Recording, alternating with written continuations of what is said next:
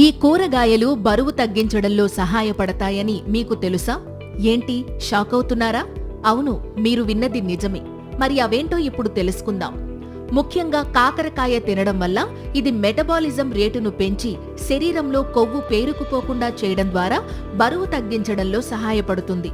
ఇక water content ఎక్కువగా, క్యాలరీలు తక్కువగా ఉండే సొరకాయ తినడం వల్ల బరువు కంట్రోల్లో ఉంటుంది.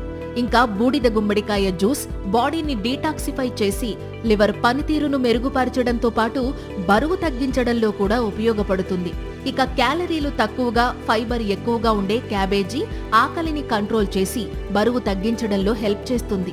ఇంకా ఫైబర్, యాంటీ ఆక్సిడెంట్లు ఎక్కువగా ఉండే క్యాలీఫ్లవర్ కూడా బరువును కంట్రోల్ చేస్తుంది.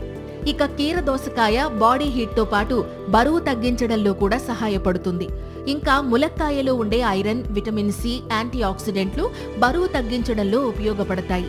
అలాగే ఫైబర్ ఎక్కువగా ఉండే క్యారెట్, ప్రోటీన్ ఎక్కువగా ఉండే బ్రోకలీ కూడా బరువు తగ్గించడంలో సహాయపడతాయి.